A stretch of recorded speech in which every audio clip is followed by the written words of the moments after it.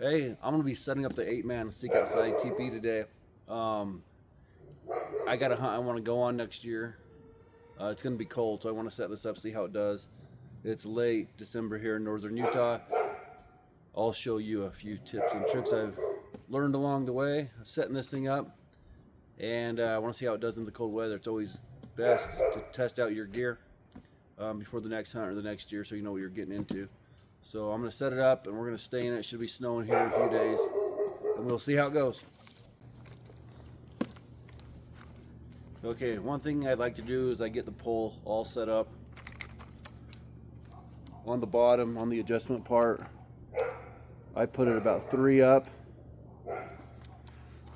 and I lay it down on the ground, flip it over, lay it down again, and that gives me the diameter, or really close to the diameter of the tent.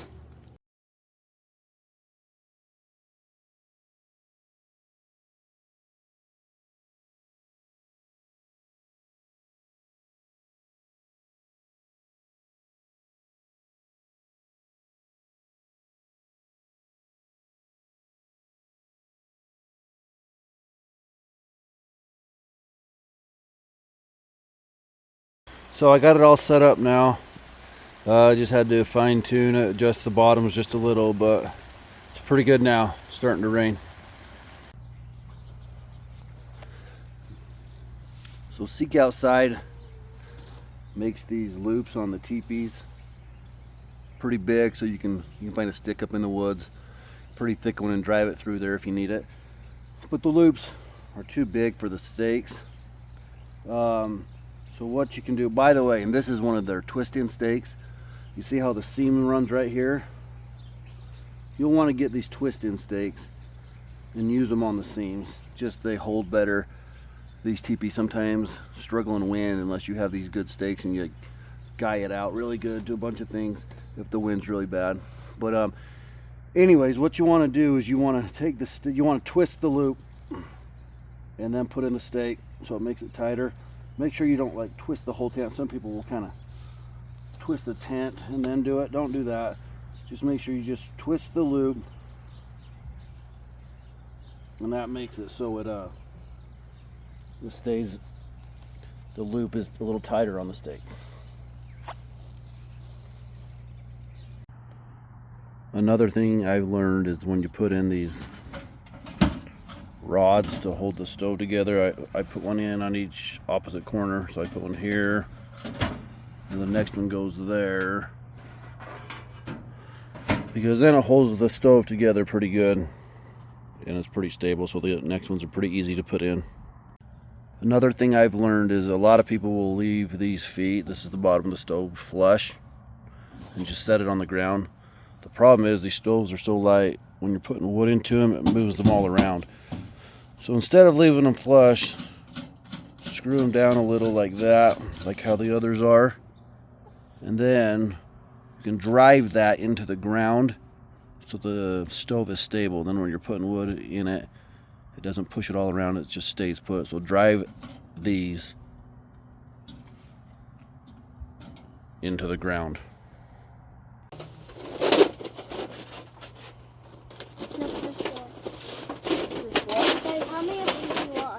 There's 9. 9.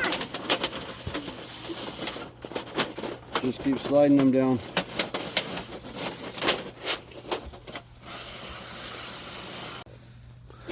Another thing, slide the rings. Don't leave the rings down here on the bottom. Slide them clear up, because you're going to have to fit the end of the stovepipe around that piece. So you want to have plenty of room with no rings, so you can open it up wide and slide it over and then move the rings down.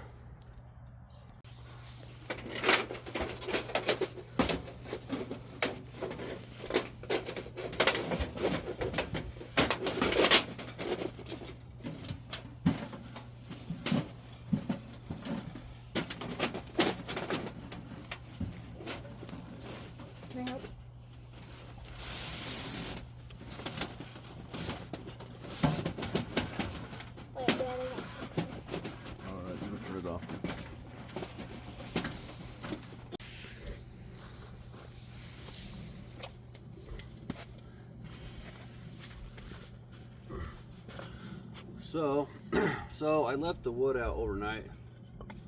It's all wet, but that's, I kind of like that because that could very easily happen in the mountains, right? It's raining, your wood's all wet. So you can do things like, you know, you could, you know, I guess you could carve off shavings, get to the dry wood.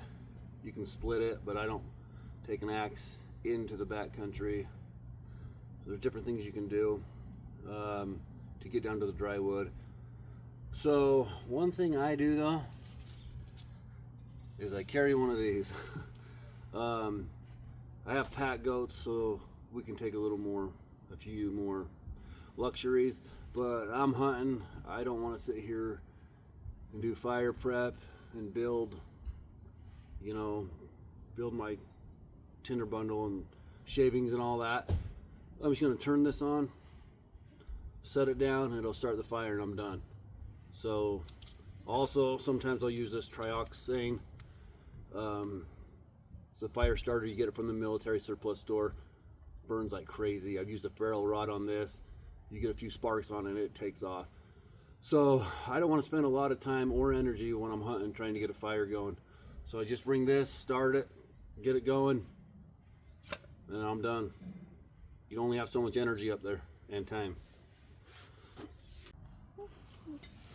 So you want to start the fire back deep in the stove, because if you're starting it right here, you're gonna have smoke coming out. So you want to start it back pretty deep. I got the trioxane in the back.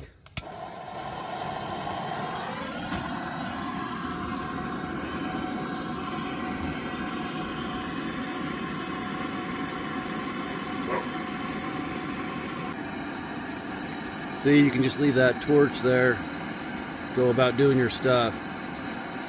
You don't got to sit there and watch the fire and keep tending it. Just go off, do your stuff, and it'll start. Once the fire gets going, make sure you get wood around the stove, under the stove, even on the stove. Start drying out the other wood.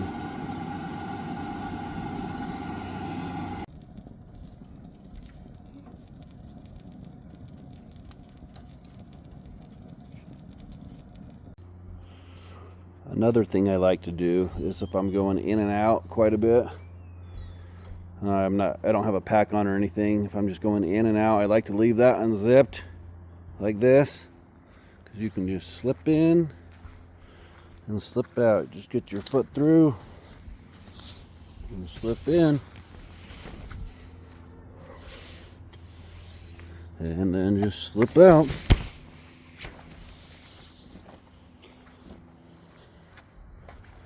And it's sealed pretty good anyways. Another thing I highly recommend in these Seek Outside teepees is these double liners, because you will get condensation pretty bad. But these liners, you can get a half liner, it covers one half of the tent, but I got two. It takes away the condensation problem.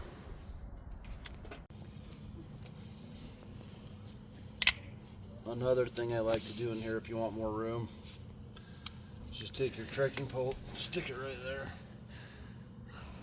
You can store gear and stuff under there, it gives you more room. You boys ready? Yep. We gonna be warm?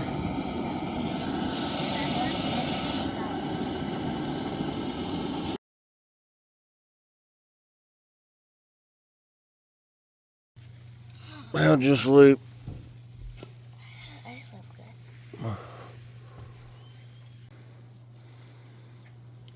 A little bit of snow. Hey, so we stayed the night in the tent, got down to low 30s. It was snowing, probably 30, 31. Tons of rain last night. Tent held up fine. We were never cold. I mean, the fire went out and maybe a bit, but not even cold really when the fire went out. Started the fire back up. Just kind of, it's nice to have it going. But only thing is, is there is a depression in where we slept here in the ground. The ground's all dry and it's been raining outside, except for there's a divot, like where the dog dug a hole. I'll show you. It's kind of a depression in the ground, and you can see, like, if I push, you can kind of see that water coming up right there where it sinks down in the ground. Other than that, like over here and everything, it's pretty dry.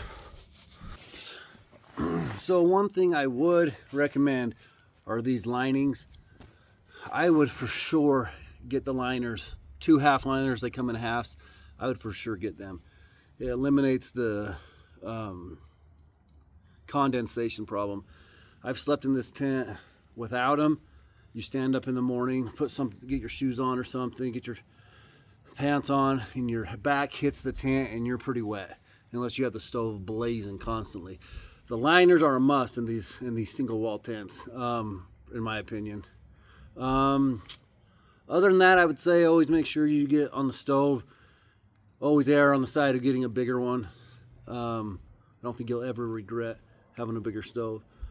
Anyways, hope you liked the review. I'm going to compare down the road here. I'm going to do a pros and cons of a Seek Outside and a Hilleberg tent and kind of set them both up and tell you. I've used both of them in the backcountry. I'll tell you which one I like better, pros and cons, and why what I've kind of learned over the years using the Hilleberg and the Seek Outside. All right, thanks guys. If you want more tips on gear, more tricks, more reviews, subscribe to the channel. Thanks, I appreciate it.